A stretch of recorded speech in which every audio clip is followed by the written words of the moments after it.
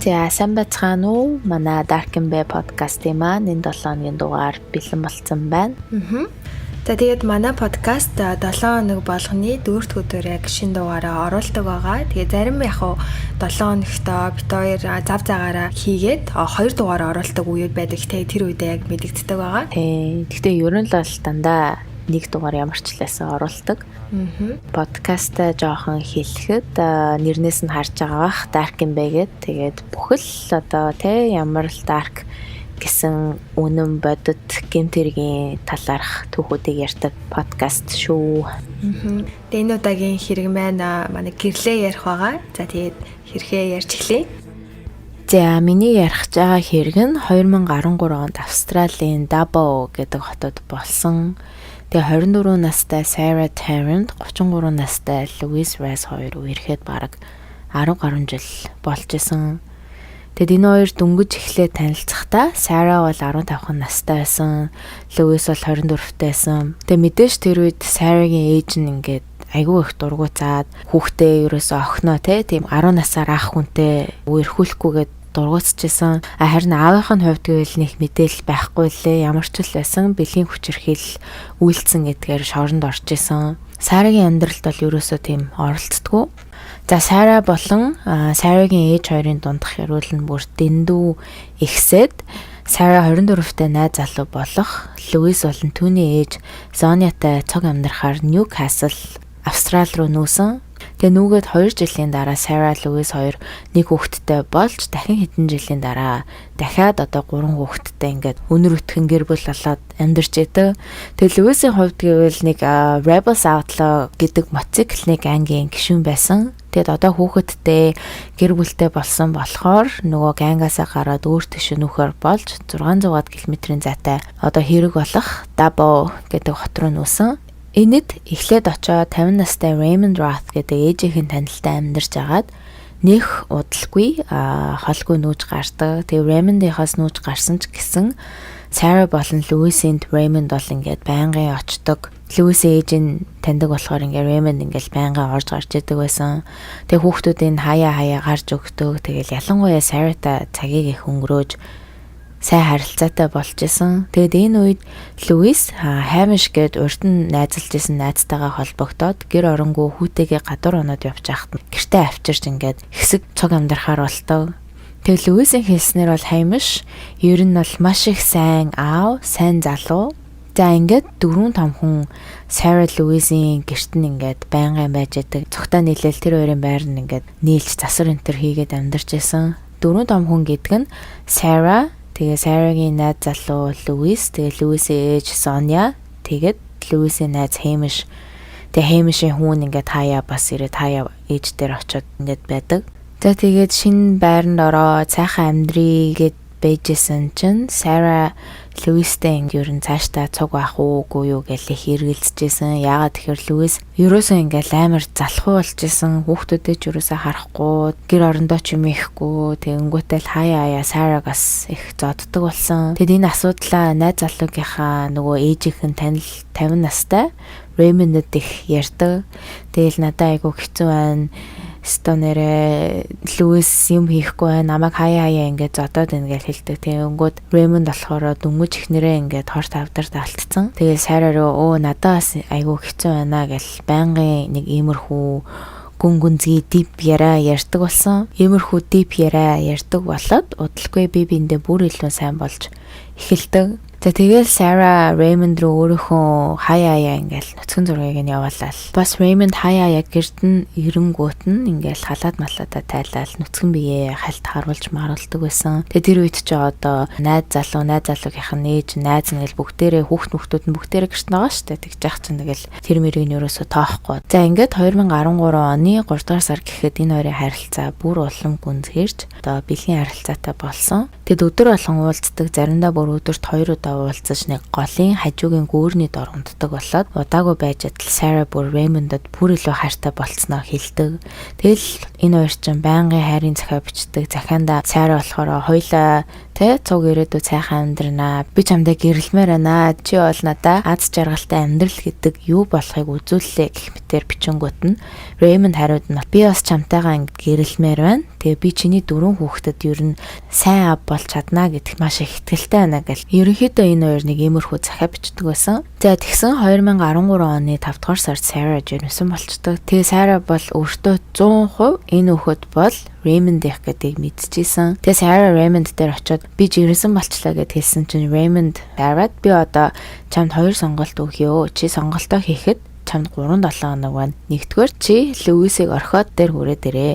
Хоёлаа гэрэлж мэрлээд ингээд цуг цаашаа ингээд гоё сайхан амьдрий. Эсвэл би чамаас саллаа гэж хэлдэг. За энэ хоёр нэг иймэрхүү юм ингээд болж байхад Sarah-гийн найз залуу Луис бол ер нь найз охиноо өөрийг нь хуураад яваад байгааг нь гадарлаж исэн. Тэгээ удалгүй нэг орой Луис Sarah хоёр Sarah-гийн араар тавилтын талаар хэрэлдэж агаад Луис Sarah-г зодоод дараа нь үснээс нь зулгааж агаад коридороор чирээд зодчихсэн. Тэгээ чирүүлж байгаа хоорондоо Sarah ингээ Raymond руу 911 манай гэрлүү дуудаад өгөөч гэд мессеж бичиж амжсан. Цагтаа нар гэрт нь ирсэн ч одоо Sarah ерөөсөө найз залууга хэлж өгдөггүй, барьж өгдөггүй цагтаа нарт Raymond андуурсан юм шиг байна гэж цагтаа нарын буцаагаад явуулчихдаг. За тэгсэн чинь Raymond-ийн их дургуун хүрээд Sarah одоо 3-7 хоног ч бараг дуслаа. Тэгтээ надад нэг төлөвлөгөө байна. Тэр нь юу вэ гэсэн чинь Raymond Sarah уут дүүрэн нэцэлсэн унтлагны юм өвөнгөтэй. Одоо өнгөрдөг эхнэрийнх нь уудаг юм байсан мөлий. Тэгээд 2013 оны 6 дугаар сарын 25-нд Луисийн ээж гэртээ байхгүй аялалд явчихнаа. Тэгэнгүүт чи Луисийн уух юмд ч юм уу, хоолнд нь ч юм уу ингээд хийчих. Тэгээд унтангууд нь би хурж ирээд үлдсэний нөхцөлөө гэж хэлээд тэр өдрөө Луисийн ээж гэрээсээ явж Sarah дотроо за одоо те ямар хоолн энэ юмнуудыг хийвэл ингээд нууц чадах уу гэж бодож байгаад төмсний нух шигээд дотор нь нөгөө юмнуудаа хийгээд Луист өгтөө. За Луис ч бүх хоолыг нэдэл бүх төмсний нухшийн одоо бараг нэгч төмсөлтэхгүй иддэг. Тэгэнгүүт нь Sarah Луисийн унтахыг нь хүлээж байгаа байхгүй юу? Тэгэл унтсныхаа дараа Raymond эрхийг нь хүлээгээд байжсэн чинь нөгөө цуг гэрт нь байжсэн Hamish гээд найз нь гэрт нь хүүтэйгээ орж ирээд Луисээ нэг сонирн байгааг нь мэдрээд Луисээс хүүе чи ямар нэг унтлахны юм уусна гэж асуусан чинь Луис болохоор мэдгүй би санамсаргүйгээр өвчин нандаадаг юм ихтүүлсэн байж магадгүй л гэж хэлдэг. Тэгэж хэлчихэд за би ер нь дээшээ гарч унтлаа гэж хэлээд өрөөндөө ороод хаалгаасан. За тэгээд энэ үе бол Hamish Луис хоёрын хоорондоо уулзсан хамгийн сүүлийн үе байсан. За одоо Sarah Lewis хоёрын гэрт Lewis өрөөндөө унтж байгаа. Sarah Raymond-ыг эрхийг хүлээж байгаа. Харин Lewis-ийн найз Hamish болохоор хүүтэйгээ ингээд өрөөндөө ороод унтчихсан. За тэгэл энэ үед Sarah Raymond хоёр мессежээр харилцаж байгаа хгүй. Тэгээд Sarah Raymond руу хэлэхдээ би одоо Lewis-ийг унаад өгөхийг нь л хүлээж гэн гэсэн чинь Raymond хариуд нь болохоор чи уртлын хаалганыхаа гэрлийн унтраас нь тэгээ security камернуудаа бас унтраас нь гэл ерөөсөө ингээд хоорондоо иймэрхүү утгатай мессежүүдийг бичээд байсан. За тэгээд Луисийн унтчихсан орон дээр 2-3 альчуурнуудыг тавьсан. Raymond-ыг эрхийг хүлээгээд байж идэл шөнийн 2 цагт Raymond ирж Луисийг алж орны даванд биеийг нь ороож байх хооронд Sarah өрөөнийх нь гадна хүн сэрчихвэгээд одоо бараг манаанд зогсож байгаа хгүй. Тэгсэн чинь Hamish нөгөө найз нь сэрээд Sarah-г зогсож байгааг нь хараад Sarah-гаас ингээл амар гайхалгүй чи унтахгүй юу гэж байгаа юм бэ гэд асуусан чинь Sarah болохоор юу ч хэлээгүй ингээд цаашаага шууд доошо буугаа явсан гэсэн. За тэгэл Hamish нийнхэн бодлого буцаж өрөөндөө орж унтаад харин Raymond өрөөнд нэлээд утасны дараа гарч ирээд Sarah-гаас надад Lewis-ийн биеийг өргөөд машины арт авахд тусламж хэрэгтэй байна. Би ингээд ганцаараа дийлэхгүй на чи надад туслаач гэж хэлээд Sarah Raymond хоёр Lewis-ийн биеийг Raymond-ийн машинд тавьсан. За тэгээд Raymond Lewis-ийн утсыг аваад машина бариад Lewis-ийн цогцыг булахаар явдаг. Тэгээ харамсалтай нь болохоор одоо болтол хаана яаж нууссан ерөөсөө мэддэхгүй байгаа гэсэн. Тэгээ цогцос одоо хүртэл олтоогүй байгаа болохоор яг яаж олсон, яаж өгсөн нь бол одоо болтол ерөөсөө тодорхойгүй. Яагаад тэгэхээр задлан шинжилгээ ерөөсөө хийж чадаагүй болохоор бас мөн цагтаа нарч гэсэн Raymond-ийн машиныг хаа явсан газрыг CCTV-гээр хайгаад олсон ч яг Lewis-ийн цогцыг хаана байгааг нь ерөөсөө болоолж чадаагүй. За тэгээ маргааш өглөө нь болж Sarah өглөөс ирээд дэлгүүр явж шинэ ор хүнжлийн даваа аваад яг л нэг энгийн өдөр шиг тэр өдрөө өнгөрүүлсэн. Харин Луисийн хувьд гэвэл Луис хэдэн өдрөөс ч хамаагүй алга болчдөг болохоор нэг эргэн тойрных нь хүмүүс ерөөсөө анзаараагүй. Тэгээ 5 хоногийн дараа гэхэд ер нь бол эргэн тойрных нь хүмүүс ингээл анзаарч эхлээд найз Хэмиш нь хүртэл Луисийн утас руу мессежжэл чи над руу миний мессежинд нэг ч гэсэн хариу бичээд өгөөчтэй би чамайг амьд байгааг чинь мэдмээр байна. Тэгээ чи намайг хаана байгаа газраа хүнд хэлүүлмээр байвал би хүнд ч хэлэхгүй гэх утгатай мессежүүдийг бичээдсэн ч ерөөсөө одоо мэдээж хариу байхгүйсэн. За бас яг энэ үед Луисийн ээж нь эгчтэйгээ цуг гэртээ ирсэн. Тэгсэн чинь хүүнд байхгүй алга болоо 5 хонжоо гэхээр цагтаа явъя да гэд бэжсэн чинь нөгөө Sarah Raymond хоёр ч цагтаа дээр төрүүлж очихоор болтоо. Тэгээ яагаад тэгэхээр одоо ингээл амар санаа зовсон болж харагдах гэдэл бийсэн юм шиг байгаа. Raymond Sarah хоёр цугтаа цагтаа дээр очиж мэдүүлэг өгөхөд Sarah цагтаа нарт хэлсэн нь болохоор Луисийг нөгөө мотоциклынхын гангууд нь дээрлэхэд энэ хотоос явахгүй бол би чамайг алан шүү энэ төр гэсэн утгатай юм явуулаад байсан. Тэгэд айгүй бол тэд нэр ямар нэг юм хийцэн байж магадгүй гэсэн чинь цагтаа нар тэр хоёрт итгээд ингээд шалахаар болтоо. Тэгээ тэр мотоциклын ганг нь бол урт нь хэд хүн амны хэрэгт орооцолчихсэн харт амх бүү энэ төр наймаал тэг ерөн л бол их нэр муутай ганг байсан. Бас нөгөө талаараа гэвэл энэ мотоциклын гангтай Луистэй ойрын хэдэн жил яриаг юм чи яахлаар ер нь гинт гарч ирээд алхав гэж бодоод бас хаа байсан 600 гаруй километрийн зайтай байж гэж бодож исэн. Тэгээ дээрэс нь Ньюкасл гэдэг хотод Луис амьдардаг ба. Яг тэр үедээ гангтайсан байхгүй юу. Тэгээд тэр үедээ иймэрхүү сүрдүүлгийн мессеж захиа энэ төр авчаад шууд цагтаад бүртгүүлсэн байжээж яахлаар энэ удаа хэлтгүй ингэж бодсон цагтаа нар. Тэгээ бас Sarah-гийн хэлснээр шүн дунд хурж ирээд үнэхэрийн хулгайлсан бол мэдээж гэр дотор нь одоо зөндөө хүүхдүүд том хүмүүс байсан. Тэгээ тийм байхад чинь хин нэг нь ерөөсөө сэргжил таарна гэж бодоод гэрт нь очиод шалгахаар болсон. Тэгээд очиод шалгасан чинь Луисийн төрөвчийг олтоо. Тэгээ төрөвчийг олсноор цагтаа нар дотор болохоор гадуур ахтай хулгайлагдаагүй гэртээ байсан байна гэж гадарлаг. Яагаад тэгэхээр хүн чинь гэрээсээ гарахтаа утас төрөвч хоёроо хоёлын ин аваад гарна штэ. Тэгээ төрөвч нь гэртээсэн болохоор тэгж боддог. Бас хэрвээ гэртээ байхдаа хулгайлагдсан бол ямар нэгэн чимээ гаргандаа гэж бодоод ер нь яг л нэг зүйл сонирн байна да гэд гэр дотор байсан Hamish Sarah-тай цуг ирсэн Raymond гурыг сэжигтнэр татдаг. Тэгээд Sarah Raymond хоёрыг цагтаа нар байцааж байхдаа энэ хоёрын явуултаж байсныг мэдчихдэг. Raymond Sarah-г болохоор hot sexy yummy mommy гэд хадгалсан байсан. Тэгэл цагтаанд дотроо бодож байхгүй. Энэ хоёр ер нь Луисийг алсан байх маш том магадлалтайг мэдэж дахин цагтаа дээр дуудаж утсыг нь шалгаж бас гэрлүүн задлан шинжээж энтриг явуулсан чинь гэрийнхэн уртлын Луисийн яг машина тавьдаг жижигхэн зам дээр Луисийн цусны толбыг олдог. За одоо ингээл энэ бүх явдал ингээ явагдаж байгаа штэ. Тэгсэн чинь энэ хооронд нэг загасчин ойрхон гол дээр загасчилж яваад ор хүнжлийн даавуу голоос олдог.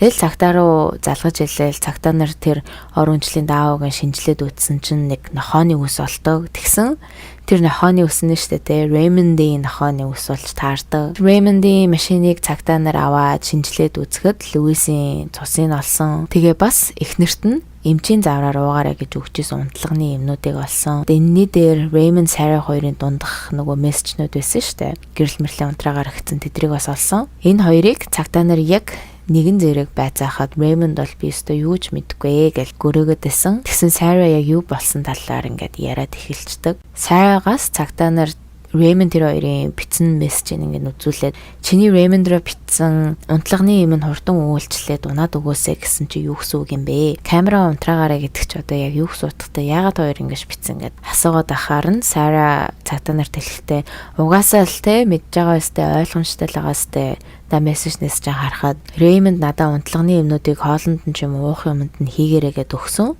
Тэгэхээр нь би Луисийн төмсний нухшинд хийгээд өгсөн. Луис ч бүгдээ нийцсэн. Тэгэл би унттал нь хүлээсэн. Тэрнээс өөрөөр би энэ хэрэгт юусаа ямар ч огт хамааралгүй. Тэгээ дээрээс нь Sarah хэлэхдээ би Raymond-ийг зүгээр л Луисийг айлгаж байгаа юм байна л гэж бодсон. Тэрнээс биш би ерөөсөө Луисийг ална гэж бодоогүй гэж цагтаа нарт хэлдэг. За ингээд ер нь юу болсон, хэн алсан цагтаа нарт тодорхой болж шүүх хурал ихэл Raymond-д уртаас төлөөлөж хүн алсан гэж 32 жилийг 24 жилийн тэнцэнтэй өгсөн чинь дэндүү их жилийг өгсөн байна гэж давж заалтаад 25 жилийг 18 жилийн тэнцэнтэй болгож бууруулж чадсан. Сайраг бол ер нь юу болохыг мэдчихсэн, өөрийнх нь хэлж байгаагаар зүгээр унтлагын юм өвөнгөт нь Raymond орж айлгана гэж бодоогүй. Sarah бол Raymond Lewis-ийг ална гэдгийг мэдчихсэн. Тэгтээ гар бие ерөөсөө бол аллагт оролцоогүй. Бас сэтгэл мэдрэл нь докторгүй байсан гэж 10 жилийн 8 жилийн таньсантай өгтөө. Тэгээ нөгөө Sarah ч тэр үедээ баригдах үедээ жирэмсэн байсан шүү дээ. Тэгээ хүүхдээ шоронд ахта төрүүлээд өөрийнхөө ээжтэй өгч, ээж нь ингээд одоо харж байгаа гэсэн. Харин Raymond одоо болтол алаагүй гэж зүтгээд байгаа болохоор Луисийн цогтс хаанагааг нь мэддэхгүй. Юу болсон нь өнөөдөр ч гэсэн ингээд мэддэхгүй байгаа. Харин Sarah-гийн хувьд гэвэл яг урдн жил тэнсэнгээр гарах магадaltaй байсан. Тэгээд яг гарсан үг нь бол ерөөсөө мэддэхгүй л энэ талаар ямар ч мэдээлэл олж чадаагүй. За тэгээд миний олсон энэ хэргийн талаарх мэдээлэл нэг иймэрхүү байна. Тэгээд уг нь ингэж шууд алхаасаа өмнө хоорондоо салъя гэж ярилцаж үзээстэй бүх үннээ хилээд үзсэн бол бас арай өөр байх ус юм болов уу гэж надад бодоод суужилаа. Харин тийм амар сан эхлээд яага зүгээр салъя гэж бодоогүй юм бол гэж бодогц эсвэл бүр болохгүй бол тэгэл хамаг хүүхдүүдээ аваад зүхтаа явчих болно шүү дээ. Өөр газар. Тэгээ Люси хувьд бол өөрөө 24-тэй бийжиж 15 настай хүүхэдтэй уулзаж ингээ үерхэд хамт амьдэрсэн тий. Тэгэд ер нь бол энэ хууль бос штэ. Насны дөрөөгүй хүүхэд гэдэг утгаараа. Тэгэд эннийхэн талаар зөндөө хүмүүс би нөгөө нэг хэргийнхэн талаар мэдээлэл нь уншиж яхад бичсэн мэлээ. Одоо тэ Луисийн хувьд бол би нэг тийм шаналж манлаад энэ хүн алуулсан гэхэд бол нэг тэгэж амар хүн дээр тусахгүй байна. Ягаад гэх юм бол өөрөөсөө бүр 10 насаар дүү жоохон хүүхдийг аваад толгой эргүүлээд ингээд бас дээрээс нь хаяа додож моддог байсан. Зарим нь бол бүр ингээд шангаа өрцсөн байна гэл бичсэн лээ. Тэгэхээр би ихтэй ер нь жоохон нөгөө шангаа хүрсэн байна гэдэг тэг үүлийн үрээ бараг эдэлж ийн гэдэг юм хүмүүс бичсэн байдаг шүү дээ тий. Тэгээд бас өнгөрсөн 7 хоногийн миний ярьсан хэрэг дээр бас хохирогч эмэгтэйг бас айгүй хүмүүс тэгж бичсэн байсан. Яг найз залууга хуурах байгаа юм шиг гээд энэ тал дээр бас ингээ айгүй надад эмзэг надад тусна л да. Тэр хүн одоо би подкастынхаа тэр iMovie-ийнхаа голоорч хийсэн хажуугаар нь бас комментс дээр бичсэн найзууд нь яг үнээр тэр хүнтэй уулзах гад тэ уунтай чигтэн танаа гэртж очиж хонно гэсэн ямар ч баталгаа байхгүй. Зөвхөн тэр алуурчин л ингэж хэлжсэн болохоор ингээд мэдгүй байна гэж хэлээд хахад хүртэл одоо шууд өөстө туртаадаа ингэж шөнөөр ингэж гарч явсан байна. Тэг юу бас нэг бол хинч мэдгүй. Тэгэд бас үнэхээр одоо тэглээ гэд ингэж аимшигтай алуулах тийм зүйл одоо тийм байх ёсгүй үстэй ер нь. Харин би бас тэгээ сүүлийн дугаарын хэрэгүүдээ бишээ сүүлийн дугаарын комментиг ингээд уншсан чи амар муухай яг хохирогчийн амар буруутгацсан билээ. Ер нь бол хуурж муурж явсан ч гэсэн тэр хүн яагаад тэр охиныг ингээд алж байгаа. Найз залууга хуурлаа гэд яагаад тэр охин ингээд бүр алуулах хэвтэй юм тийм биз дээ. Хуурах угаасаа буруу юм. Тэгтээ алуулах хэсгүүлсэн байхгүй. Тэгээ тийм болохоор бас ингээд хохирсон хүмүүс миний бодлоор бол ингээд алуурчин бол үнэхээр одоо стажик шангаа хүртлээ гэж хэлэхэд бол болон тэр алуурчин алуулсан байгаа тохиолдол мөрөөрөө гимгөө явж исэн хүнийг мөчлөөд тэ бүр ингээд хідэн хэсэг болгоод хинч биш юм шиг хогийн савнд хайнуу гадаа шиднүү ингээд орхисон байгаа хүн бол үнэхээр бүр ингээд тэр хүн өөхөх баг ингээд ёстой үүлийн үрээ идлээ гэж бодож байна. Би алуурчны хувьд бол хохирж байгаа тэр хүмүүсийн хувьд бол тэг хөрхий тэг ингээд залуу наснд чинь за бүр үнэхээр ингээд өмөрөөд хэлэхэд бол залуу наснд хүн ямар ч алдаа гаргаж болно, ямар ч буруу үндэ итгээд харцсан байж болно. Тэглээгээд ингэж өөхөх ёсгүй л гэдэг утгаараа би айгу жоохон имзгэлсэн.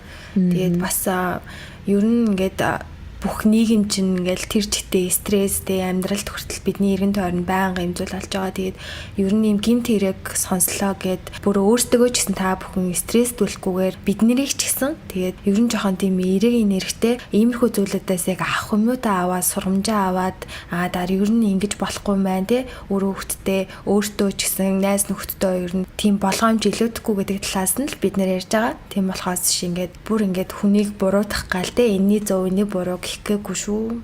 Тийм штэ. Зарим хүмүүс бол яг энэ миний түрүүний ярьсан хэргийн хохирогч залууг бол яг л шангаа өртсөн хогчин энэ төр гэж ярьжсэн. Зарим нь болохоор нөгөө охиныг болохоор бараг 16 таа байсан байж өөрөөгөө мэдхэд яадیں۔ Эсвэл нэрэ хогчин өөрөө хөгшин залуудаа авч явчаал гэл ер нь бол айгүй муухайгаар тал талаас нь хэлсэн бэлээ. Тэгээ Сарагийн ээж нас Луизийн хоёрын амьдралыг нэг зөвшөөрөхгүйсэн шүү дээ. Тэгэхээр ер нь бол ээж аав бол хүүхдүүдээ яг мэддэг гэдэг юм билээ.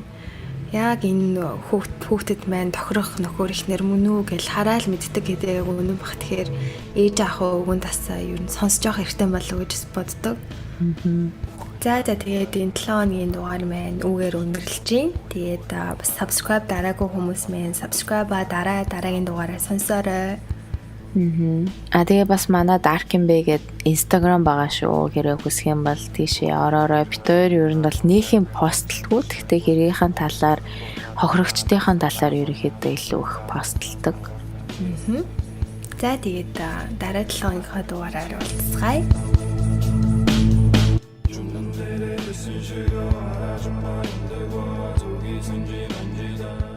За сайн байцгаана уу? Сайхан шинэлсэн үү? Манай Darkin Bay сонсдог сонсогчдоо. Тэгээд нийгэм хэлэхэд зөндөө хүмүүс комментээр манай интро дээр явдаг дууг асуусан бэлээ. Тэгээ энэ дууны нэрийг Улаан нүдэн лам гэдэг Балмад гэдэг BLMD гэдэг хамтлаг дуулсан. Тийм бас дахиад нэг битээр нөгөө урьдан жил подкаст анх эхлүүлж байхдаа Dark Valentine гэдэг нэг 2 сараас 14 хүртэл 14 дугаар шинээр хийжсэн. Тэгээд энэ жил Dark Valentine битээр хийгээд ярьжсэн боловч юусаа амжсангүй. Гэхдээ одохгүй битээр 3 сард ч бас өөр дахиад богино хэмжээний дугаарууд хийж магадгүй. За тэгээд хэрэгээ эхлэхээс өмнө хилдгээрээ subscribe дараарай, notification-ыг on болгоорой. Тэгээ би өнөөдрийнхөө хэрэгээрээ Роберт Мадлей гэдэг нэг сонирхолтой цуврал алуурчны талаар ярихаар бэлдсэн. За Роберт Джон Мадлей 1953 оны 6 дугаар сарын 26-нд Английн Ливерпулд төрсөн.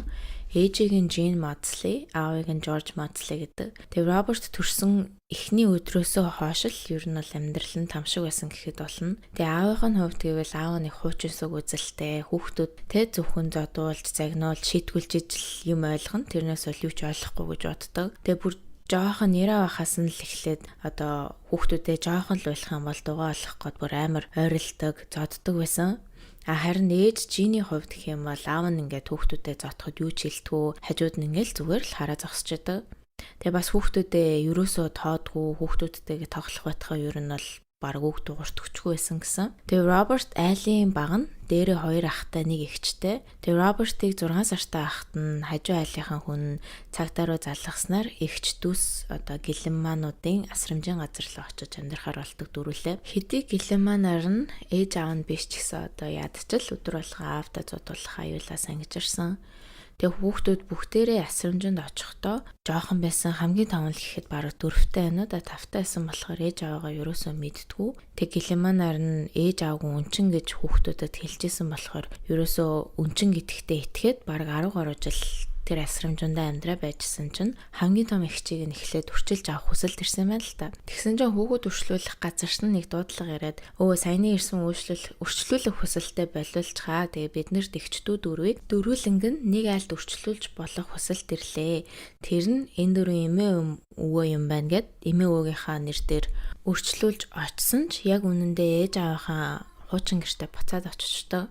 Тэгээ Робертийн хувьд 6 сартай ахтай асрамжинд очсон болохоор одоо юу ч санахгүй байгаа штэ. Тэгээ бусад ах эгч нь ч гэсэн санахгүй байгаа л да. Тэгтээ одоо яг л ингээд танихгүй 2 ах эгч 2 дээр ирж байгаа юм шиг санагдчихсэн хүүхдүүдэд. За тэгээ нөгөө муухай зоддог ээж аав дээрээ буцаж очоод хүчирхийлэл бол тун удалгүй эхэлсэн. Юу ч болоогүй байхад хүүхдүүдийг байнгын зоддог. Бас нэн ядуу байсан болохоор аав нь хүүхдүүдэд дэлгүүрээс хоол хулгаал гэж хэлдэг. Тэгээ цагтаад баригдчих юм бол цагтаад баригдлаа гэж нэмэж хүртэл зоддог байсан. Тэгээ хүүхдүүдээ тижээж чадахгүй байж ич дээрэс нь одоо нэмэж дахин 8 хүүхдийг төрүүлсэн. Тэгээ одоо нийт 12 хүүхдүүдтэй болчих жоохгүй. Тэгэл хүүхдүүд бол бүгдээрээ ээж автайгаа ингээд жижигхэн байшинд ямар ч ор төр байхгүй нөхцөлд шууд шалан дээр унтдаг. Бүгдэнд нь ганц л хувцас байдаг. Тэгээ хувцас угаадгүй шүү. Угааж өрөөсөө чаддгүй. Яагаад тэгэхээр өрөвдөлтөй ганцхан л эдэлжийн хувцастайдаг болохоор. За тэгээ бие махбодын хүчирхийллээс гадна байнгын аав нь одоо ингээл хизээ уур нүрээ зодохвол гэсэн айдаснаас болоод хүүхдүүд байнгын сэтгэлэн төгсдөг болсон.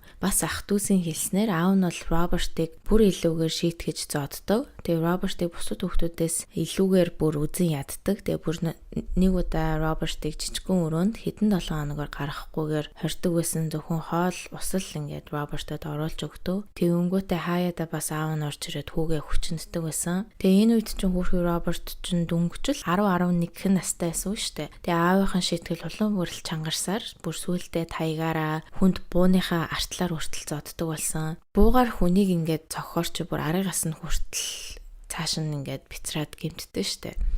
Тэгээ тийм хүнд юмар хүртэл цогтөг байсан. Тэгээ ингээд жил байж агаад нийгмийн ажилтан дахин Робертын гэрт ирээд шалгаад одоо энэ ч өстө юу болоод байгаа юм бэ? Хүүхэд ерөөсөө амьдрахаар нөхцөл биш байна гэд дахиад бүх хүүхдүүдийг асрамжийн газар руу явуулдаг. Тэгээ хүүхдүүд асрамжийн газарт 15-16 нас хүртлээр байжгаад бүгдээрээ цухтаахаар шидэд зарим нь Ливерпул руу, зарим нь Англи одоо өөр хотууд руу цухтааж явдаг.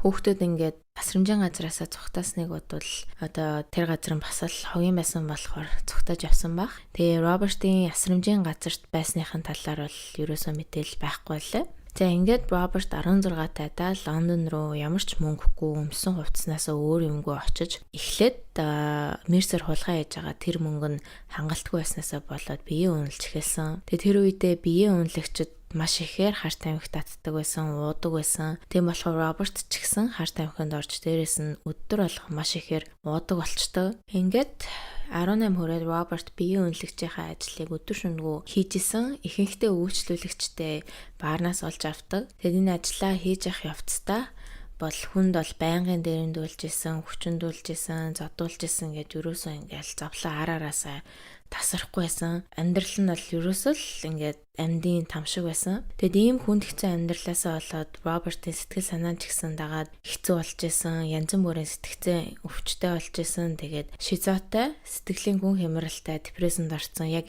ямар төрлийн сэтгцэн өвчин байсан гэд хэлэх гэхээр ерөөсөө тийм мэддэхгүй. Айгүй олон төрлийн ямар ч л байсан сэтгцэн өвчтэй байсан. Тэгэд 18-тай байна уу 19-тай байхдаа амиа орлох гэж хэд удаа үзээд амьд үлдснээр сэтгэц мэдрэлийн эмнэлэгт хэсэг хэвтээд сэтгэл зүйчтэй анх удаа яг юу бодогдож байгаагаа хэлдэг. Тэгээ Роберт хэлэхдээ миний толгой дотор өөр хүний ингээд дуу хоолой сонсогддгоо. Тэгээд ихэнхдээ тэр дуу хоолой муу зүйл хий гэж байнгын надад хэлдэг. Ялангуяа аав ээжигээ аал гэд миний толгойд байнгын ингээд сонсогддог.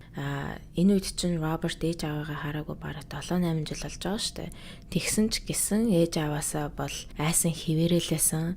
Тэгэд ээж аваагаа алчиж сэтгэл санаа дээрдэх юм шиг санагтаад ингээд сэтгэл зүйчтэй хэлсэн ч сэтгэл зүйч нь Робертыг ямар ч сэтгцийн өвчин байхгүй байна гэд эмнэлэгт чивтүүлэхгүй буцаагаад гаргаа явуулцдаг. За ингээд Роберт буцаад эмнэлгээсээ гараад буцаад биеэ үнэлэгчийнхээ ажлаа хийж агаад 1973 онд 29 үеийн үед John Farrell гэдэг 30 настай барилгын салбарт ажилладаг нэлээд баян залуутай танилцаад тэр залууд биеэ үнэлдэг болоод нэлээд уддаг. Одоо 7 хоногт нэг удаа юм ба 2 удаа байнгын тогтмол үнэлдэг болчтой. Тэгсэн чинь John болохоор Робертод чи ингээд биеэ үнэлэхэ болоо зөвхөн надтай л онцчиж болох уу? Би чанд биеэ үнэлж олдог байсан мөнгө чинь бүгднийг өгөө гэж хэлээд эхлээд энэ хоёр 7 хоногт нэг удаа уулзчихсан бол сүүлдээ 7 хоногт бүр 3-4 удаа уулздаг болоод тэгээд ихэнхдээ уулзахдаа юу идэв гэсэн мэ гэхээр хотын төвд уулзаад бааранд ороод 2-3 пив ч юм уу өөр ингээд юм ууж агаад дараа нь Johnny гэрлөө явдаг болсон. За энэ үед Роберт бол нөгөө арх хар тамхиа өдөр шөнөгүй хэрэглэсээр лээсэн. Тэгээ энэ хоёр нэг өдөр Эрдэнэхөөрөө уулзаад байжгаад одоо энэ хоёр уулзаж эхлээд 6 сар болсон байгаа заа. Тэг нэг өдөр бааранд ороод жоохон ууж агаад буцаж Johnny гэрт хурж ирээд эхлээд Роберт том өрөөнийх нь диван дээр сууж байгаа нэлээд согтуу дээрээс нь хар тамхиа татцсан байгаа шүү дээ. Одоо ингээд солиорсон юм шиг ингээд согтцсон байгаа. Сууж исэн чинь John Робертод надад чамдтай үзүүлэх гоё юм байна гэж амар баярлал. Нанааста хүлээж байгаарай гэж John өрөөрөөгөө ороод хувцсныхаа шүүгэнийхээ хамгийн доороос одоо баахан ингээд зургнуудыг аваад буцаж томор өрөө очоод Робертод амар баяртайгаар ингээл чи өстө энийг хартаа гэд зургнуудаа өгсөн. Тэгэл нөгөө Роберт зургнуудыг аваад эхлээл ингээл харах гэсэн чинь нүд нь бүрэлцээд ерөөсөө сайн харагдахгүй.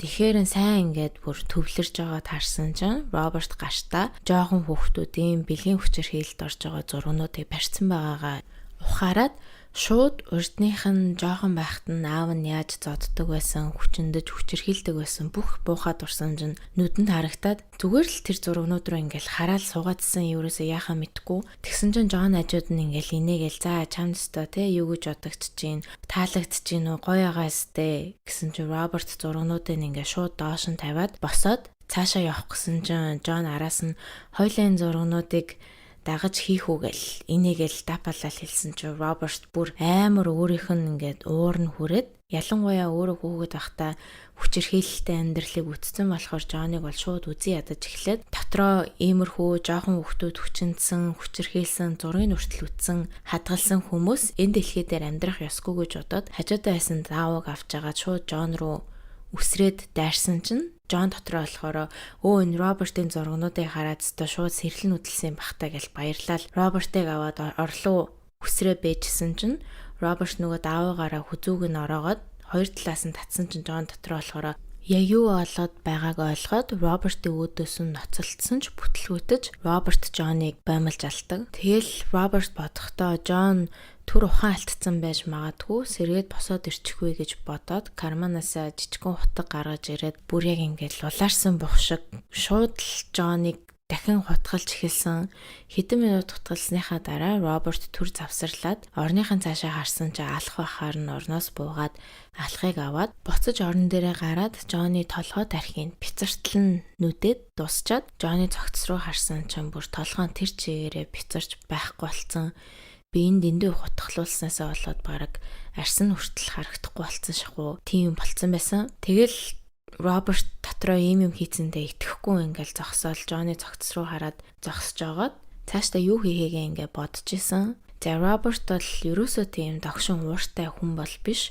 Урд нь нэг ч удаа цагтаа дээр violence charge гэж зодон зохион эхлүүлсэн, зодтолцсон барьсан гэж баригдаж байгаагүй зөвхөн хар тамхи болон мерсер хулгай хийснээр л баригдчихсэн. Тэгээд Роберт бол дотроо Джон дахиж хүүхэд хүчирхийлж чадахгүй гэдгийг мэдээд баярлж исэн ч одоо хүний амийг ингээд авчлаа, Джоныг алчлаа. Одоо яана өөрийгөө цагтаад барьж өгөх үү? Эсвэл насаараа цагтаагаас зугтааж сэтгэлийн айдас төгшүүртэй амьдрах уу? Бас хэрвээ цагтаад өөрийгөө барьж өгөхгүй бол өөрөө бусад хүчирхийлэгчээс ялгаагүй болчихно гэд Роберт цус болсон хувцастайгаа Джонny гэрээс гараад хамгийн орхон цагтаагийн газарт очиж цагтаа нарт би дөнгөж саяхан бэлгийн нэг хүчирхийлэгчийг алчлаа. Надад тусламж хэрэгтэй байна гэж хэлдэг. Тэгээ Роберт бодохдоо нэгт цагтаад очиж хэлэх юм бол сэтгцийн эмнэлэгт хэвтээд жоохон ч гэсэн өөрийгөө эмчилж чадах бах. Хоёрт хэрвээ өөрөө очиод хэрэгээ хүлээх юм бол арай бага шийтгэл авч магадгүйгээд цагтаа дээр очиод хэлсэн чинь цагтаа нар шууд Робертыг баривчилж аваад эхлээд ингээ хувцсын солио дараа нь камертай байцаах өрөөнд орсуулгаа. За одоо яг юу болсноо хэл гэсэн чинь Роберт бол эхнээс нь тустал яг бүгдийг хэлсэн, яаж Джонтой танилцсан, яаж алсан нэг нэгэнгүүдээс дараалтаа нь хэлж ах хооронд нь өөр хэсэг цагтаа Джонny гэрт очиод шалгасан чи яг л Робертийн хэлсэн шиг байсан. За тэгээ шуух хуурал болохоос өмнө сэтгэл зүйчид Робертыг шүүхтгэе сэтгэл санаа сэтгцэн эрүүл анаагаа шалгуулах гэсэн чинь шүүгч нь Робертийн файлыг хараад багаасаа хүчирхийлүүлж өссөн, хар тамхи арх хэргэлдэг, хэд хэдэн удаа амиа орлох гэж оролцож исэн, дотор нь дуу хоолой сонсогддог юм чинь Робертыг шууд сэтгцэн эмнэлэгт хэвтүүлэх хэрэгтэй гэж шийдээд Broadmoor гэд сэтгцэн эмнэлэг рүү явуулчихдаг. Тэгээ энэ эмнэлэг нь тэр үедээ дан ганц хүнд хэрэг хийсэн, хүн алсан, хүүхэд хүчирхийлсэн одоо хоригдлуудын л хэвтдэг эмнэлэг байсан бэлээ. Тэгээд энэ эмнэлэгт Yorkshire Ripper Peter Sutcliffe, Devil's Daughter хочтой 12-т Sharon Carey гэдэг охин зөндөө олонний танил болсон гэх юм одоо цуврал алуурчид хэвтэж эмчлүүлж исэн. Тэгээ 1970 оны дундуур болсон хэрэг болохоор Broadmoor эмнэлэг тэр үедээ хагас шорон, хагас эмнэлэг шиг зохион байгуулалттай. Тэмээ өвчтөнгүүд бүх төхөл гарнаасаа байнгын гавлуулсан юм шиг байдалтай байдаг. Тэгээд энэ үед өвчтөнгүүд бол маш их зодуулж бэлгийн хүчирхийлэлд өрсөлдөг гэсэн яриа гарч исэн. Тэгээ Роберт Broadmoor дэмжлүүлэх зорилготой очсон боловч бараг одоо ямар ч дэмжлэгээ авч чадаагүй. Ерөөсөө л юм уугаал 7 хоногт нэг удаа сэтгэл зүйчтэй хаалт ярилцаал өнгөрөөж исэн. Тэгэд ингээд Роберт 24 хүрээд эмнэлэгтэй хэвтээ хэдэн жил болж байгаа үед 26-тай Дэвид Фрэнсис нэртэй бас одоо дахин нэг хүүхэд хүчирхийлэгч Бродморт орж ирэхэд Роберт бол Дэвидийг маш ихээр үзэн ядчихсан. Тэгээ Дэвидийг харахаар л нөгөө хүүхэд насандаа хүчирхийлүүлж байгаа үеийг бодогдоод болохгүй байхаар нь Дэвидийг ингээд алах төлөвлөгөө гаргаж байгаа хгүй. Тэгээ Роберт ганцаараа алж чадахгүйгаа мэдээд Дэвид Чизмен гэдэг нэг хоригдолтой нийлж Дэвид Фрэнсисийг алахаар болдог. Тэгээ Дэвид Чизмен бол Бродмор эмнэлэгт үнэхэрийн дургу энэ эмнэлэг биш бол одоо баг өөр ямар ч шорон байсан хамаагүй гэж өөрөө дотроо боддог. Тэгээд хэрвээ хүн алах юм бол шорон руу шилжүүлэгдэж магадгүй байна гэж бодоод Робертод туслахаар болдог. За тэгээд энэ хоёр хэдэн 7 хоногийн туршид эмнэлгийнхаа гуанзнаас халбах булгаалаад цементэн дээр үзүүртэй олтол нь үрж утга болгочоод одоо яаж Дэвид Фрэнсисийг ганцаараа гин вахт нь барьж аваад өрөөнд нь орж алах вэ гэдгээ бодож байгаад нэг санаа төрсөн нь болохоор хоригдлууд 7 хоногт нэг удаа нэг цаг гарч одоо гадаагаар сакс юм уу болбол энэ төр тоглолт юм байна л да. Тэгээд яг тэр үед нь алж болох юм байна гэд 1977 оны 2 дугаар сарын 26-нд бүх хоригдлууд гадаа гарч хөл бөмбөг тоглож аваад буцаад өрөөндөө орох үед нь алъя гэж төлөвлөдөг. Яагаад тэгэхээр тэр хаалгаар гарч орж байгаа цагчин одоо яг нэг дор зөндөө олон хоригдлууд орж байгаа болохоор амар чихэлтэй те. Тэгээд хин хаан юу гэж байгааг нь харах хэцүү. Тэгээд яг тэр үед нь л нэг өрөөрөө авч ороод алъя гэж төлөвлөдөг. Тэгээд Дэвид Чизмен, Роберт хоёр урт нь алхаж байгаа Дэвид Фрэнсисийг хараад яг бие рүү алах цаг боллоо гэсэн харцаар хараад тэр хоёр хоёулаа Дэвид Фрэнсис руу гүйж Роберт Дэвид Фрэнсисийн артаас нь барьж аваад утга тулгаад хаалгаар ороод хажууд байсан агуулгын өрөөнд нь ороод дотроос нь Дэвид Чизмен хаалгыг цоожилдог. За агуулгын өрөөнд Дэвид Фрэнсисийг сандлан дээр суулгаад нөгөө орчин бол бүхэл бүтэн 9 цагийн туршид хамалсан, хөшгөлсөн, зодсон, хутгалсан, арсан дээр нь сийдсэн. За ингээд тамалж агаад Роберт Дэвидийг сандланаас нь өргөж авч агаад толгойг нь хан руу хөтлөн савсан.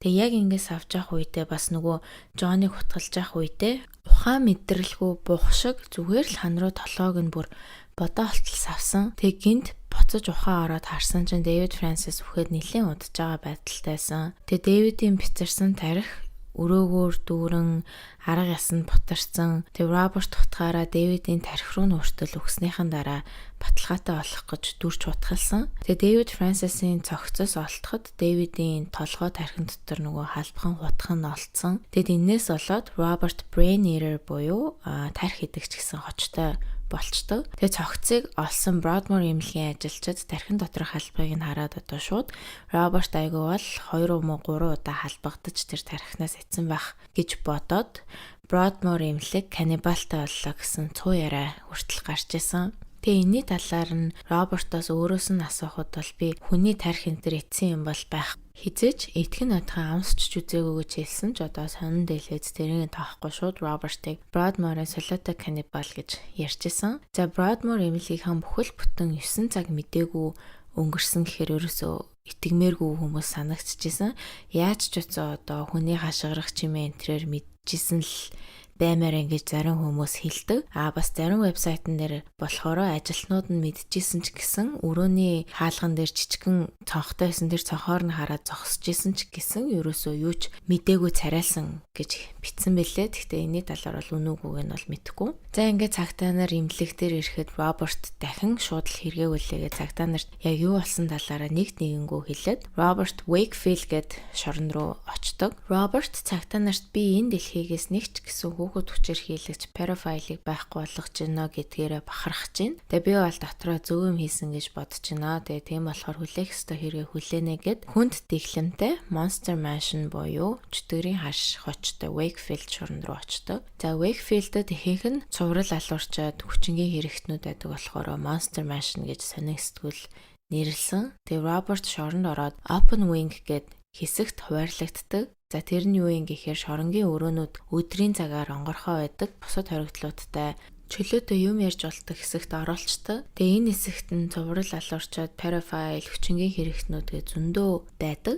Тэгээ Роберт цагтаа хүртэл намайг бити Open Wing хэсэгт хуваарлаарай. Хэрвээ бидэнд орох юм бол хүүхэд хүчндэгч байгаа гэж мэдх юм бол шууд ална штэ гэд хэлсээр байтал нөгөө open wing хэсэгт нь оруулцдаг. Тэгээ ингээд шорондоо жил байсны дараа дахин аллах хийхээр шийдэж яаж Дэвид Фрэнсисийг алсан тэрэн шигээ өөрийнхөө өрөөнд оруулж байгаа тамлаад дараа нь алхаар төлөвлөж 1978 оны 7 дугаар сарын 29-нд Роберт өглөө сэрж чадах чинээгээрээ хүүхэд хүчинсэн зодсон оролцсон бүх хоригдлуудыг чадхаараа ална гэсэн зорилготой босоод open wing руугаа гарч хоригдлуудтай нэгээр нэмэрж агаад буцаад өрөө рүүгээ оруулах гэсэн чинь хоригдлууд Робертийн хэн гэдгийг мэдчихсэн болохоор аль нь ч өрөөндөө ганцаараа Роберттай байхыг хүсдэггүй. Тэгээ дээрээс нь сонин сэтгүүлүүд Дэвидийг дүрсэлж бичихтэй хүний мах иддэг зүгээр садист болохоор өөрийнхөө хүслийг хангах гэж аллах хийдэг гэд бичсэнийг хоригдлууд бас мэдчихсэн болохоор аль нь ч Роберттай ингээд цуг өрөөнд орохыг хүсээгүй. За ингэж яагаад Роберт тэр өглөөнөө хид хідэн хоригдлуудтай яриад бүтлгүүцсэн ч нэг Салли Дарвуд гэд 46 настай эрэгтэй Робертийн шоронгийн өрөө рүү орж ирдэг. Салли болохоор Wakefield-д эхнэрээ хүчирхийлж зодсоор агаад алдсан гэсэн хэргээр орж ирсэн. Гэхдээ хүүхэд хүчирхийлсэн үгүйн талаар бол мэдэхгүй. За тэгээ Салли ямарчлээсэн Робертийн өрөөнд хэлж орж ирээд Роберт дараа нь ороод шууд Саллигийн толгойг хан руу саваад унангууд нь хаалгаа агаад юм төшүүлж онгойлгож болохгүйгээр давчаад Роберт Саллигийн дээр гараад халбган утгаараа ухаан мэдрэлгүй хутгалж эхэлдэг. Тэгсэн чинь Салли зүхтаах гэж оролдож байгаа бүтлгүүтэд ингээд нуруугаараа унтсан байх үед нь Роберт дахин дээр нь гарч агаад нуруу руу нутаглаад, гарлуу нутаглаад, хөл рүү нутаглаад хутгалаагүй баг газар биет нь үлдээгүй. За ингээд хамгийн амар болсон хэсэг нь гэх юм бол нүүр хүзүүнээс бас Саллигийн чих рүү хутгаж ихснээс нь болж тархийг нь үзүүрээрээ хутган цоолсон. Тэгчээд хоёр өлнөөс нь Роберт барьж агаад өрөөгөөрөө Саллиг эргүүлээд хаданд оронд тааралцсан бүх юм нь Салли цогогдож гэмтчихсэн. За ингээд өгөхгүй болохоор Роберт хулгаан нарийнхан олс авч агаад Саллиг өгтөл нь бомилж алсан. Тэгчээд Роберт босоод Салли Дарвуд руу харж зогсож байгаад юу хийснээ бол маш их бахархалтайгаар харж зогсонгоо дотроо би бол зөв юм хийсэн гэж дотор нь өөрт нь бодогдчихсэн. За Роберт Саллитай эхлээд хэдэн 7 хоног хитгэлийн олж найзалж агаад алсан. Тэгээ тэр үедээ Салли жоохон хүүхэд хүчирхийлсэн гэж Робертод хэлсэн ч байж магадгүй. Яагаад гэхээр Робертод бол ганцхан төрлийн хохирогчд байгаа шүү дээ. Тэр нь дандаа педофилууд байдаг болохоор Саллигийн талаар нэг юм мэдчихсэн болохоор ингэж алсан байх гэсэн яриа байдаг. За дараа нь Роберт цус болсон шоронгийн өрөөгөө цэвэрлээд нүүр гараа угаагаад хувцас солиод Саллигийн биеийг орон доогоороо нуугаад дахин нэг аллаг хийхээр өрөөнөөсөө гардаг. Тэгээ Роберт open wing-тэй гарчаад эрэгтэйчүүдийг өөрийнхөө өрөө рүү урагтаж оруулсан боловч хэн ч өрөөнд нь орж ирдэггүй. Тэгэхээр нь Роберт дотроо бодож байгаа хгүй өгсөн одоо өстө болохгүй бол энэ open wing-ийнхаа энэ гадаа талбай дээр хүмүүсийг ер нь алчвал яасан надаа 30 секунд байна. Тэр хооронд нь алуул алгаад алж чадахгүй бол тэгээ тэр үзгээ бодож ирснөө дотроо болохоор за айгүй бол алж чадахгүй юм байна. Тэгээ дахиж нэг өөр төлөвлөгөө бодож олоод тэр нь болохгүй бол одоо төрөнийхөө боцсон төлөвлөгөөгөөр алъя гэж шийдсэн. Тэгсэн чинь яг энэ үед нь хоригдлуудын гадаа гарах цаг нь болж исэн байна л та. Тэгэл Роберт гадаа гарангаа нэг 2-3 удаа ингээл хоригдлуудтай ярьчаал хэсэг алхаж байгаа л боцож нөгөө өрөө рүүгээ орохынхаа өмнө 56 настай Уильям Роберт гээд нэртэй 7 настай хүүхдийг жоохон охиныг хүчинсэн хэрэгээр шоронд хоригдож байгаа хоригдлын хажуугаар нь өнгөрдөг. Тэгээ Уильям Робертийн хажуугаар нь өнгөрөх үед нь өрөөнийх нь хаалга нь онгорхой яг унтаж таарсан. Тэгэнгүүт нь Роберт шууд хутгаа гаргаж авч агаад Уильямын дээр гарч агаад ухаан мэдрэлгүй хутгалж эхлээд 1-2 хутгалтын дараа Уильямс ирээд Робертыг ингээд зогсоох гэж өөдөөс нь оролдсон штэ. Тэгсэн чи ерөөсөө дийлэхгүй байсан. Тэгээ Роберт хутгалж эхлэхээрээ хүн алж эхлэхээрээ ер нь бол одоо ингээл шууд л бараг супер павертай юм шиг гинт амар хүчтэй болчтой юм билээ л дээ. Тэгээд хинч одоо ер нь өөрийг нь дийлдэггүй. Уурнаасаа болоод тийм хүчтэй болчтой гэх юм уу та. Тэгээд хохирогчтойхоо ялангуяа нүүр хүзүү рүү их хутгалдаг. Тэгээ Уильямыг нийт 20 удаа хутгалж Уильям бол тэр дороо үхдэг. Тэгээ Уильям өгчээд байхад Роберт бол зогсож чадахгүй. Уильямыг харахаар л тэр нөгөө жоохон охинд юу хийснийг нь бодохоор өөрийнх нь дахиж нөгөө муухай дурсамж нь бодогдоод ахаар нь толгойг нь аваад хан руу дахин бицартлан зогсон. Роберт хохирогчдынхоо нүүр царайг дандаа хэрцгийгээр бодоо олгодог учир нь нүдэнд нь аавынхан царай харагддаг учраас тэгэж хэрцгийгээр нүүр хүзүүрүүн дайрдаг. Тэгээ Роберт одоогийн байдлаар 4 хүн алдсан байгаа. Тэгэд өглөөс эрэхтэй чадах чинээгээр аална гэж төлөвлөжсэн боловч Уильмийг алсныхаа дараа хангалттай болсон юм шиг санагтаад шууд цус олсон нөгөө хувцас царайтайгаа харуул дээр очиод нөгөө халбан хутгаа газар руу шидэд өнөө оройгийн тооллогонд 2 хүн дутуу унахтаа гэж хэлдэг. Тэгэл нөгөө харуул утчин шууд айгаал хүүе юу болчихоо гэл Робертыг доош нь түлхэж унаагаад хамаг гар үлийг нь хүлээд тусад нь ганцаараа нэг өрөөнд хорсон. Тэгээ хорж байгаа хугацаанд Робертыг яг яах вэ? Яавал хүн алахгүй байх вэ? Яамар ч юм битээ одоо гэд бодогдчихсэн. Яагаад тэгэхээр Роберт ч аль хэдийн хамгийн чанга гэлэмтэй шоронд байгаа штэ. Тэгээ тэрнээс өөр яах вэ гэд буцаагаад Broadmoor руу явуул юм уу тийшээ явуулаад ямар ч өөрчлөлт байхгүйсэн. Тийм болохоор тэр эрэггүй гэж аан. Тэгэнгүүт нь Робертийн өмгөөлөгч нь болохоор шүүгч болон цагтаа нарт хэлж байгаа хгүй. Робертийн сэтгц мэдрэлийн лэмжлэхгүй бол иймэрхүү төрлийн хүн алсаар л анахаа. Тэгээ тийм болохоор яг сайн эмчилж чадна гэсэн сэтгцийн эмнэлэг рүү явуулах хэрэгтэй. Тэгээ дээрэс нь Роберт бол чөтгөр бишээ бүр багасаа л амьдралын тамшиг байсан нэг шоронгоос нөгөө шорон руу дамжуулж нэг шоронгийн өрөөнөөс нөгөө өрөө рүү явуулсан ч Роберт иймэрхүү хүмүүс алхаа зогсоохгүй учраас өөр сэтгцийн эмнэлэгт очиж эмчлүүлэх хэрэгтэй гэж хэлсэн. Дээрээс нь Роберт өөрөө хүртэл шүүгч байхдаа хэрвээ би 1970 онд эцэг эхээ алдсан байсан бол өнөөдөр миний алсан хүмүүс амьд байна хаа гэж хэлжсэн. За ингээд 1983 онд Робертыг үлдсэн шоронд байх хугацаанд нь одоо насаар нь ганцаарнг байх шийдвэр гарч том шилэн хайрцагт өрөөг хийж одоо том шилэн хайрцаг шиг өрөөг хийгээд Робертыг юу хийж байгааг нь харуулууд 24 цагийн туршид харахаар болсон. Тэгэд хэрвээ байнгын Робертыг юу хийж байгааг нь харж авах юм бол Роберт дахин хоригдол алж чадахгүй гэж бодоод сум нэвтэрдгүү хагардгүү шиллээр шоронгийн өрөө болгож шоронгийн хамгийн доод талын давхарт одоо подолох ганцаарнг нь хордог болсон. Тэгээ хажуудаа байнгын харуултай Роберт AA буюу хамгийн аюултай гэсэн хоригдол болдог. Тэгэд Роберт Maudsley одоо хүртэл Wakefield шорондоо байж байгаа. Тэгээ өнөөдрийн байдлаар 68 настай шилэн өрөөндөө бол нийт 40 жил ганцаараа суусан. Тэгээ 6 жилийн дараа solitary confinement гээд ганцаараа цонх байхгүй харанхуй өрөөнд одоо хинтээч дуурахгүй юм ярьж болохгүй тусгай өрөөнд хоригдсон рекордыг эвтлэх юм билээ.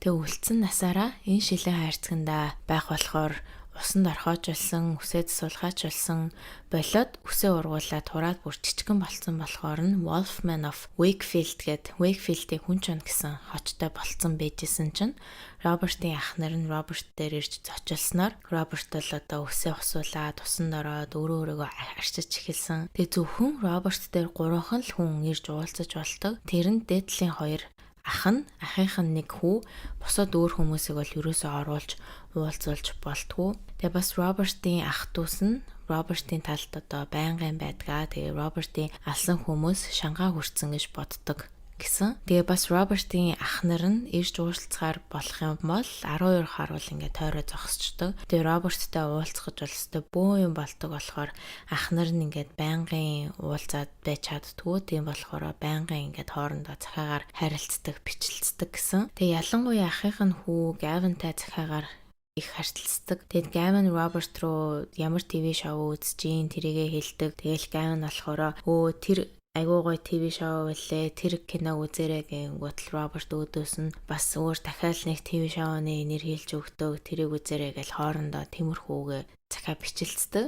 Тэгээ захаанаас нь харахад ямар ч л байсан өрөөндөө зурагттай байна. Тэгээ бас сэтгцийнхаа өвчнөд зориулж зөндөө юм уудаг. Тэгээ бас ер нь залуу үе бодвол Роберт маш тайван шал өөр хүн шиг болсон гэж ах нар нь хэлсэн. Тэгээд ууж байгаа амнисаа болсноо эсвэл хажууд нь өөрийнх нь бага насны дурсамжийг бодогдвол хоригдол байхгүй болсноо ямар ч л байсан маш тайван тэгээд уран зураг шүлэгт дуртай. Тэгээ байгалийн тухай баримтат кино үзэх дуртай болсон гэсэн. Тэгээ захааныхаа төгсгөл болгон дээр Love Wolfie гэд бичдэг. Тэгээд энэс харахад Роберт Wolf гэдэг хочондоо их дуртай. Яагаад тэгэхээр чончин ингээд хүчтэй ганцаараа байвал байцдаг амтан болохоор энэ хочороо маш их бахархаж байнгын хайрт Wolf гэж нэрээ бичээд захаагаа дуусгадаг. Тэгээ Робертийн алсан 2 дахь хохирогч хоригдол David Francis-ийн цогцыг одоо задлан шинжээчээр оруулахад тархин бүтэн байсан гэсэн. Тэгэхээр Роберт алсан хүнийхээ тархинаас идээг болж тарж авахгүй юу? Гэхдээ зарим хүмүүс болохоор хүн болгоны тархины хэмжээ өөр,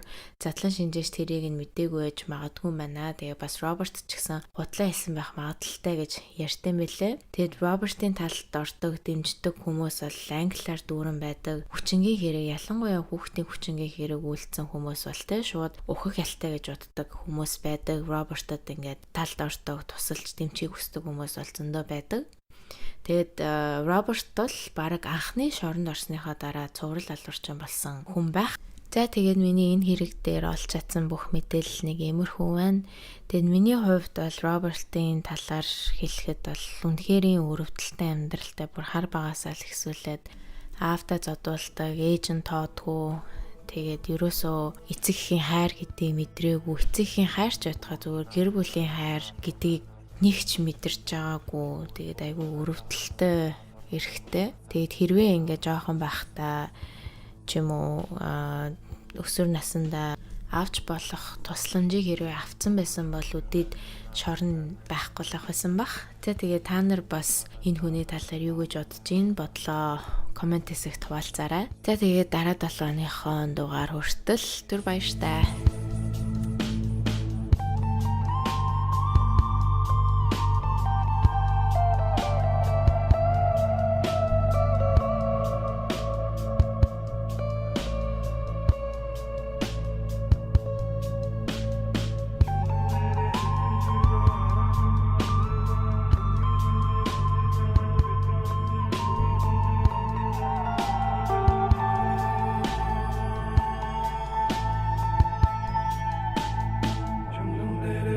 시가 말하준 바 힘들고 두기 선지 만지다 뷰트러치 두기 선지 만지다 좋다 죄슨 좋고